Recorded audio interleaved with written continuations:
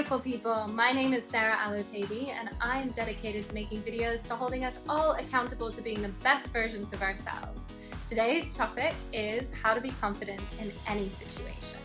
Now this is a topic I'm personally passionate about because I spent a lot of time through my work as a public speaker, also as an architect and interior designer, and as a life coach, being paid to go on courses to learn this information, and then also paying for courses myself to gain all of this knowledge, because confidence is key, especially when it comes to speaking and dealing with situations that aren't just personal but are also business related. Now, I've simplified this all for you guys into 5 key areas that I find are the most important when it comes to being as confident as you can in any situation. So number 1, guys, is body language. Body language is extremely important when it comes to being confident in any situation. For body language, what you want to do is appear relaxed and comfortable. The point this being to appear confident is that you want to have your shoulders relaxed. So make sure that your shoulders are not up like this around your ears and your neck, because it gives off the impression that you're stressed and you're not confident. So you want to have relaxed shoulders. You want to make sure that you're comfortable how you're seated. Now this is different for men than women. With men, they often give you advice that you want to take up space. You want to seem like you're spreading yourself out because it gives the appearance of being bigger and grander. With women, typically, women will either cross their legs or not. They can leave them straight, but it's usually not spreading your legs out, you know what I mean, and trying to seem like you're taking up space. But you can hold space by having your arms out on either arm of the chair, and obviously in informal settings, putting your arm on a chair will make you appear confident if there's a chair next to you. But it's more of a man's thing. I find as a woman personally, it's more making sure you feel comfortable and you look relaxed and you're taking up most of the chair. Because taking up space shows that you're holding a certain amount of space and people respect that. And also the appearing relaxed too. You don't want to try and take up space and look uncomfortable. No, you want to appear relaxed and comfortable, because it'll also help trigger your brain into thinking that you're relaxed and comfortable in the situation, even if you're not. The second one is speak slowly. You'll notice that a lot of powerful people will speak slowly, and they'll also speak quietly. They're not the loudest person in the room. This is because it has a certain gravity to it, and it also gives your mind and your brain time to catch up with what you're saying, to make sure that everything that you say has impact and resonance with someone. Also important to take pauses too. Don't try and fill the space with words when it comes to speaking. You don't always have to be filling that empty air. If you want to be confident, speak slowly and let the conversation, even in presentations, flow naturally. Because if you're okay to take a pause, it shows people that you're in control and you're in command.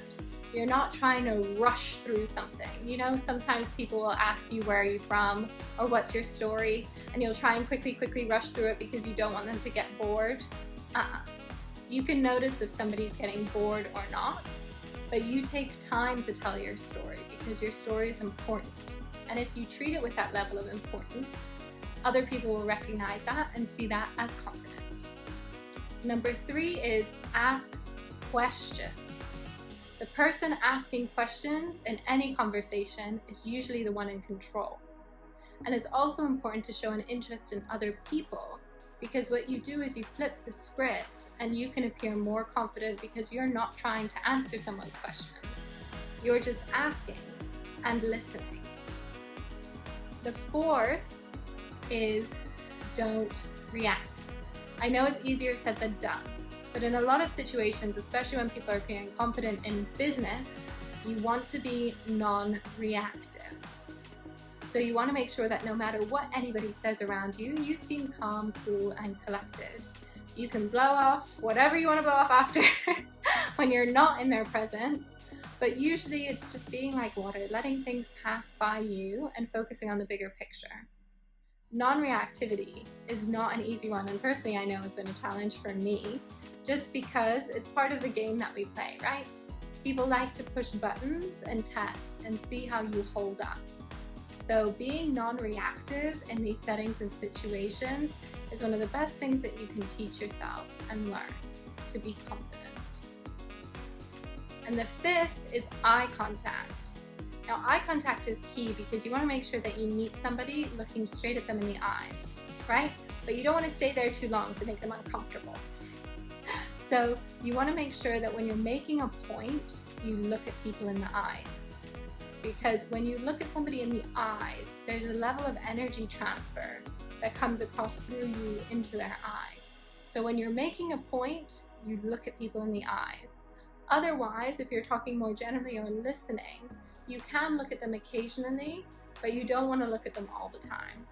And if you're in a business situation where you want to have the upper hand, you would actually look at somebody less because it makes them feel like they need to make an effort to get your attention, especially if they're trying to sell you something.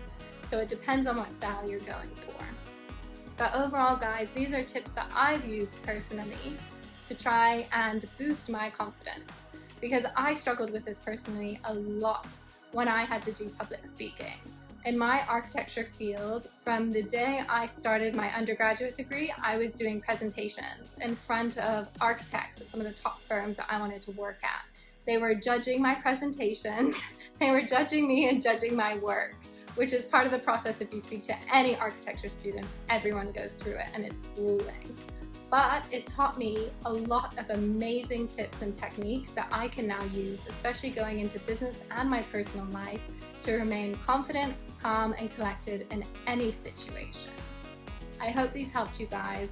Like it if this was helpful, share it with your friends if you would like to give them some tips. And don't forget to subscribe, because I've got some awesome videos to help us all be accountable to being the best versions of ourselves so we can be that for others. Take care, my love.